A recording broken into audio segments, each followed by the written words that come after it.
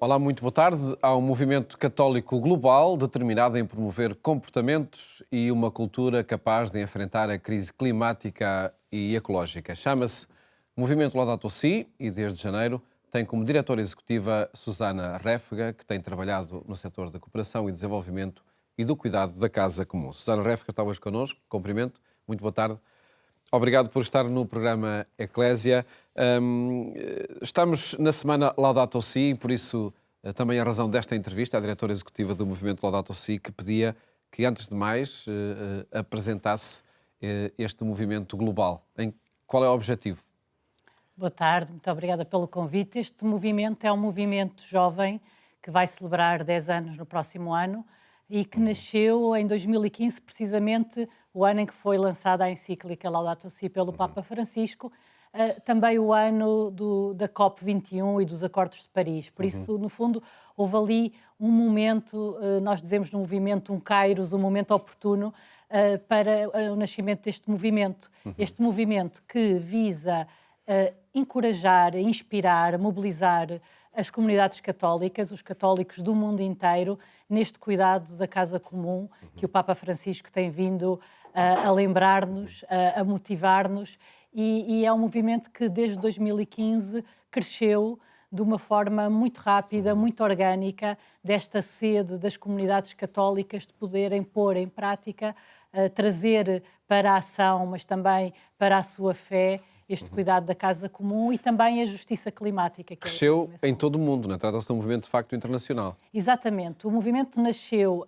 nas Filipinas, quando o Papa Francisco visitou as Filipinas a seguir ao tufão Haiyan, que foi aquele tufão que teve um impacto dramático na altura nas Filipinas e que nos lembrou precisamente este grito da terra e o grito dos pobres.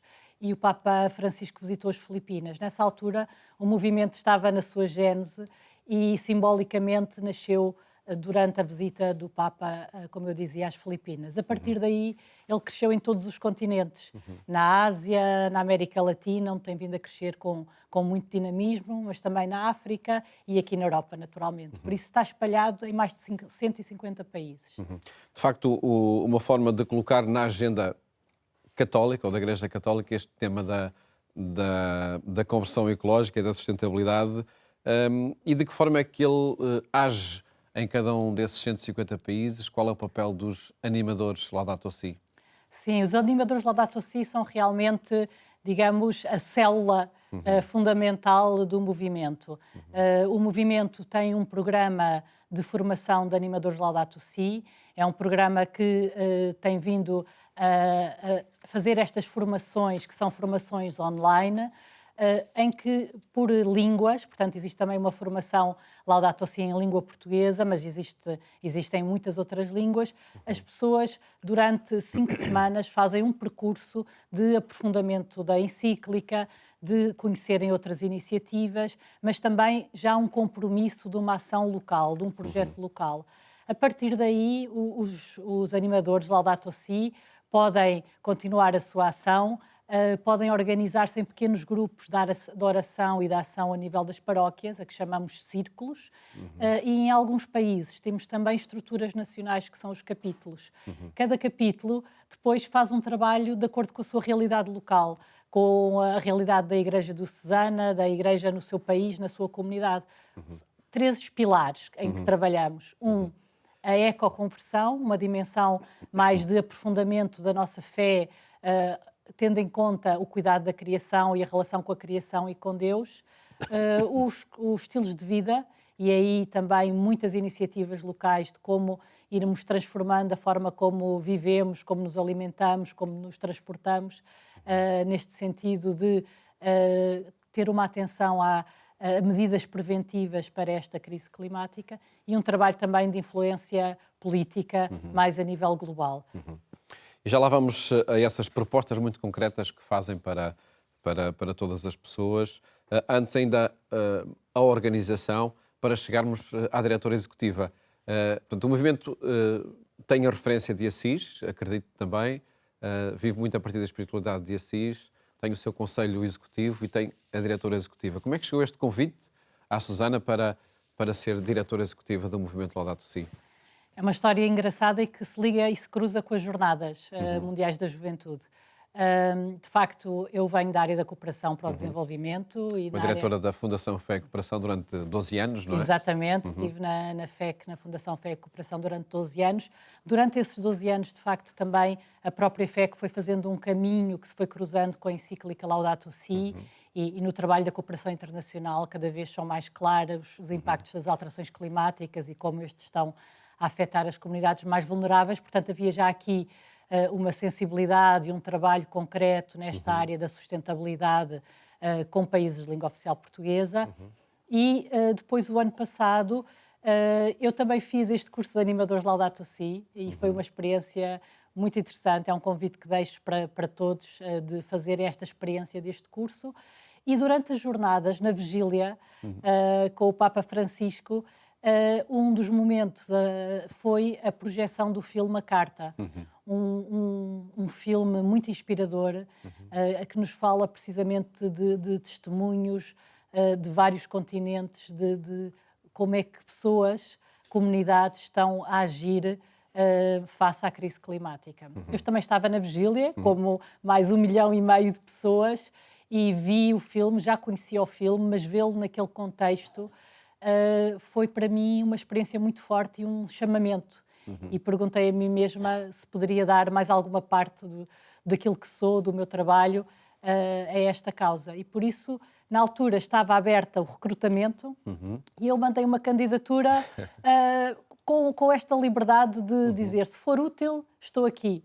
Mas também, se não for eu, que seja quem for melhor para o movimento. E por isso foi assim que cheguei, após um processo de recrutamento, a este lugar de serviço. E em janeiro deste ano foi anunciado que seria a diretora executiva, né, deste movimento internacional. Sim, são ainda só 4 meses, não é? Portanto, eu própria ainda estou a descobrir este movimento, que é um movimento, como dizia, global, muito diverso e muito dinâmico, e por isso há 4 meses que estou a trabalhar com o movimento. E familiarmente, pessoalmente, até que ponto é que este tema da conversão ecológica, da sustentabilidade, faz parte do vosso cotidiano?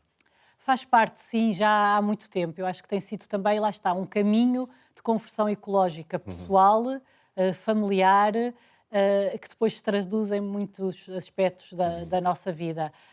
Pessoalmente, tenho uma ligação forte também à Casa Velha, à Associação Casa Velha, e esse lugar também tem sido importante na minha espiritualidade e em descobrir estas pontes entre a fé católica e encontrar também Deus na criação.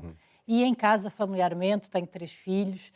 E há uma filha que particularmente está atenta a este tema, não é? Sim, a mais velha tem tido um grande ativismo nesta área e por isso é algo que depois se traduz muitas vezes nas escolhas o que comemos, como nos deslocamos, que escolhas fazemos em termos de consumo. Um dos temas que tem estado nas conversas lá em casa é a roupa, que escolhas fazer, como consumir menos roupa.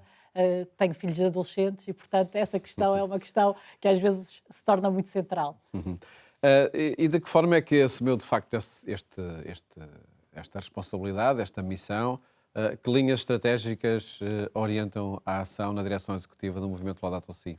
Neste momento, uma das grandes linhas estratégicas que estamos a explorar é a questão de uma maior regionalização.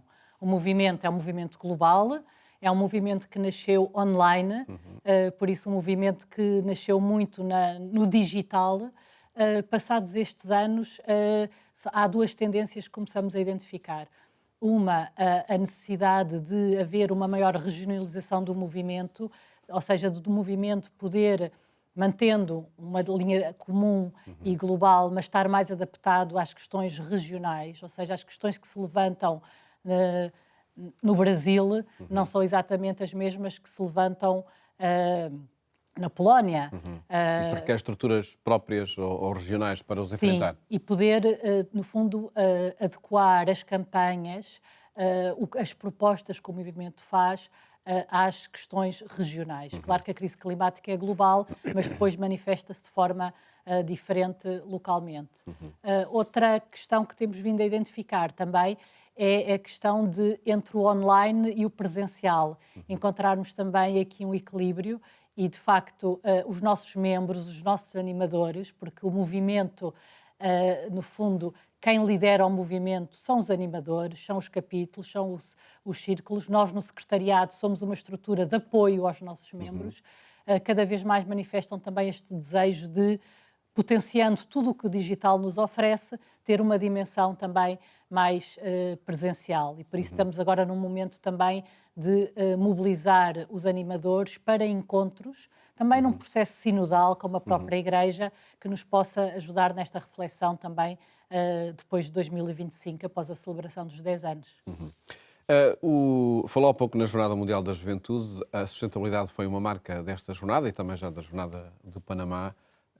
Que impulso teve o próprio movimento Laudato Si em Portugal com a Jornada Mundial da Juventude? Sim, de facto, o movimento esteve muito presente nas jornadas, quer na preparação, nomeadamente apoiando precisamente na questão da sustentabilidade, e tivemos um dos nossos colaboradores a prestar aqui um serviço precisamente nessa área que foi muito significativo, mas o movimento também aqui em Portugal teve um impulso durante as jornadas e pós-jornadas. Nós aqui em Portugal temos mais de 100 animadores Laudato Si, eles estão espalhados pelo território e após as jornadas houve esta vontade do movimento também se estruturar naquilo que chamamos um capítulo, uma equipa nacional, que desde setembro tem vindo a dar passos concretos, a reunir mensalmente, a partilhar experiências, a conhecer os animadores, a fazer propostas de oração e propostas de formação. Este impulso não se limitou a Portugal, de facto as jornadas foram um momento muito importante para o movimento, em que houve uma energia, penso que todos nós sentimos, individualmente, coletivamente, que também se tem vindo a manifestar no movimento e em muitas das nossas reuniões de equipa, muitas vezes são referidas as jornadas como um momento muito importante também para o movimento. Fazemos e partilhamos estas preocupações na Semana Laudato Si, já lá vamos algumas propostas muito concretas que são feitas pelo movimento Laudato Si. Antes gostava que deixasse a sua opinião sobre de facto este problema que nós vemos ser analisado em muitas cimeiras, haver acordos ou não acordos, enfim, mais determinantes ou não.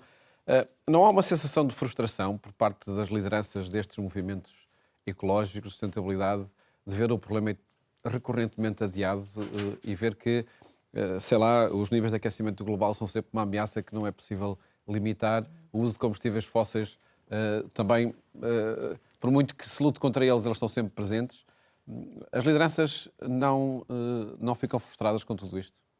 Frustração, penso que não, mas impaciência sim. Eu acho que sentimos uma grande impaciência, porque de facto a crise climática é por demais evidente, está presente nas nossas vidas e sentimos que os dirigentes políticos não estão a ser suficientemente ambiciosos e a dar os passos que são necessários. A Laudato Deum é um texto esplêndido nesse sentido de demonstrar, de chamar os dirigentes políticos e económicos a serem corajosos, a não terem medo. E por isso sentimos essa impaciência face às cimeiras, face a todas estas reuniões que têm dado passos, mas sempre passos que estão aquém daquilo que é necessário. De facto, a questão dos combustíveis fósseis é central. Tem havido muito investimento na questão da adaptação, mas precisamos de continuar a olhar para a questão raiz, porque precisamos mesmo de uma mudança sistémica. E o movimento Laudato Si tem vindo a apostar muito na questão de olharmos mesmo para outras soluções para os combustíveis fósseis. Fazemos parte de um coletivo que defende um tratado de não proliferação de novos investimentos em combustíveis fósseis, porque se por um lado podemos adaptar, também temos que mitigar na raiz o problema dos combustíveis fósseis e acreditamos que tecnicamente é possível fazê-lo, sendo dados passos concretos.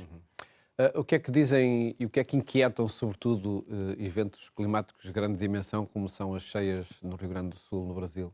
Sim, temos estado a acompanhar de muito perto essa situação e, de facto, a nossa equipa do Brasil tem vindo também a partilhar tudo o que se vai a passar.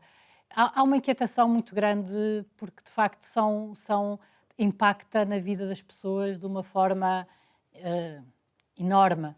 Mais uma vez, aqui a questão do grito dos pobres é muito importante, porque a crise climática é uma crise que toca nas pessoas, que toca no ambiente, que toca no nosso planeta de uma forma global. E por isso o que está a passar no Brasil é mais um desses exemplos, e tem-se desenvolvido uma série de cadeias de solidariedade também para apoiar. Claro que vamos ter a COP30 no Brasil para o ano, e estamos já a trabalhar para que essa COP possa ser uma COP com medidas concretas, com mais ambição, em que os governos dos países possam assumir decisões concretas e a curto prazo.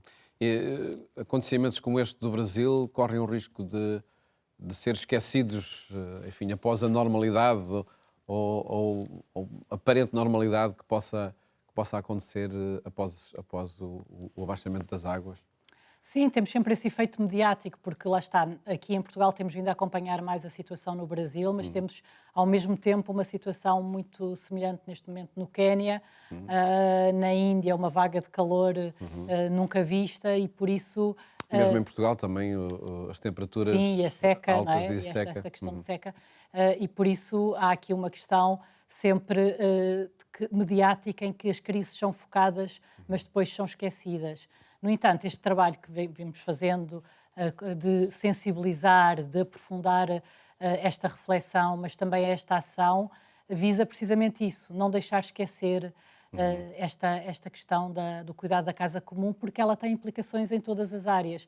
Às vezes há aqui esta tensão entre a economia e o ambiente, mas como a encíclica diz, tudo está interligado, e por isso as nossas questões económicas, as nossas questões de saúde, as nossas questões alimentares cruzam-se com a crise climática, e por isso precisamos mesmo de nos mobilizarmos, de juntar esforços para combater esta crise climática. Será a 30ª Cimeira do Ambiente. Desde 95 que o mundo se vai reunindo em cimeiras, vai determinando limites. Diante de uma aparente incapacidade de resolver o problema por essa via, o movimento Laudato Si propõe a mudança de comportamentos, propõe a ação no cotidiano como uma via possível também. Sim, nós não pomos de parte a necessidade das mudanças políticas e dessa mudança mais sistémica, e fazemos esse trabalho. É indispensável. Fazemos sobretudo com outros, não é? Porque também temos noção e sabemos que esse trabalho só pode ser feito com grandes coligações da sociedade civil. Portanto, fazemos esse trabalho. Mas é verdade que depois também no dia-a-dia propomos ações muito concretas de mudanças de estilo de vida, de mudanças que possam também dar o seu contributo para a crise climática que enfrentamos. Também porque este trabalho de mudanças de estilos de vida nos ajuda a aprofundar esta conversão. Ou seja, quando nós fazemos medidas concretas na nossa vida, sentimos também mobilizados cada vez a um compromisso maior. Também nos gera esperança, que acho que também, como dizíamos há pouco, entre a impaciência, a frustração, o mudarmos nas nossas famílias, nas nossas casas, nas nossas paróquias, mobiliza-nos e gera-nos também esperança que é possível fazer essa mudança. Uma mudança que depois vai desde o concreto até, por exemplo, as eleições europeias que vamos ter, ou seja, que também se traduza nas escolhas que depois fazemos do ponto de vista político, ou seja, essa mudança depois mais sistémica. E para esta Semana Laudato Si, em que estamos inseridos, que propostas concretas são feitas pelo movimento Laudato Si? Sim, temos propostas muito concretas e temos no site... Uma para cada dia, não é? Uma para cada dia, sim. Começámos ontem com um momento de oração, domingo de Pentecostes, e tivemos esse momento de oração para arrancar. O movimento tem muito presente a dimensão de oração espiritual como central, e por isso é sempre o ponto de partida e o ponto de chegada. A conversão ecológica passa muito por essa dimensão espiritual. Exatamente, exatamente. E marcamos sempre todos os momentos com um momento forte de oração. E depois, para cada dia desta semana, temos as tais propostas concretas, que não são propostas remotas, são propostas que cada um pode aplicar. Temos um guião que ajuda precisamente a refletir, a fazer ações que se prendem, por exemplo, com a alimentação e com a redução de produtos de origem animal, por exemplo, uma medida muito concreta, com a forma como nos deslocamos, a utilização de transportes públicos, de transportes elétricos, mas também na catequese. Por exemplo, há uma proposta muito concreta para o sábado, que em tantas paróquias é o dia da catequese, com propostas que se podem integrar quando trabalhamos com crianças, para que desde pequenas elas possam compreender que as questões ambientais não são questões que estão fora, que estão na escola e que não estão na paróquia. Ou seja, estas questões estão em todo o lado e por isso também estão na sala de catequese. E convido, de facto, a visitar esse guião, a seguir esse guião, que pode ser seguido ou consultado a partir da página da Agência Eclésia ou do movimento do Laudato Si, a página na internet. Facilmente se chega, de facto, a esse guião para a semana. Há também estudos que estão a ser feitos e que vão ser apresentados no contexto desta semana? Exatamente. Fizemos em conjunto com outras organizações, através de uma rede que é a ELSIA, que tem uma série de organizações europeias católicas. Fizemos um inquérito precisamente para perceber, nestes 9 anos, como é que na Europa, como é que a Igreja na Europa deu resposta à encíclica Laudato Si. Foi um estudo conduzido por várias universidades, incluindo a Universidade Católica Portuguesa, que também fez parte desse estudo, e que, no fundo, faz quase uma fotografia de que respostas foram encontradas em 20 países da Europa. É um estudo que, por um lado, nos dá muita esperança, porque verificamos uma diversidade de respostas a todos os níveis, dioceses, universidades, comunidades locais, e percebemos também que mais de 50% dos inquiridos não tinham qualquer tipo de ação desta área antes da encíclica. Portanto, a encíclica foi, de facto, detonadora, no bom sentido, de uma explosão, também do bom sentido, dessas ações. Outra grande conclusão deste estudo é que muitas destas ações são colaborativas, ou seja, as organizações, as dioceses, as paróquias, os movimentos, as congregações religiosas, um ator muito importante, não estão a trabalhar de forma isolada, estão a trabalhar com outros e, portanto, há aqui um certo impulsionar de uma forma de trabalhar mais sinodal, mais colaborativa, que o estudo também traduz. Claro, também desafios.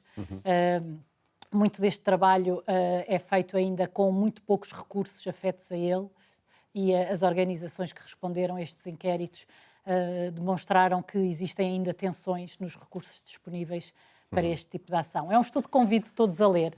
Sem dúvida que pode trazer aqui novas perspectivas de ação a partir da encíclica Laudato Si e Laudato Deum, 2 documentos do Papa Francisco que inspiram este documento e que sempre tem a sua palavra muito incisiva para o cuidado da criação. Desde logo, também nesta semana vai ser conhecida essa mensagem para o tempo da criação, não é? Exatamente. No dia 23 vamos conhecer a mensagem do Papa, a intenção do Papa para o mês de setembro, que é o mês do tempo da criação, este tempo de celebração ecuménica da criação, que começa a 1 de setembro e termina no dia 4 de outubro, dia de São Francisco de Assis. Susana Réfica, será por certo uma ocasião para voltarmos a falar sobre estes temas de forma mais aprofundada. Felicidades para este trabalho no movimento Laudato Si, na direção executiva. Muito obrigado. Muito obrigada. Muito obrigado. E deixamos os desafios para esta semana a concretizar em cada dia, mas decisivos para promover a sustentabilidade ambiental, a justiça social e a renovação espiritual. Votos de uma ótima tarde e até amanhã, se Deus quiser.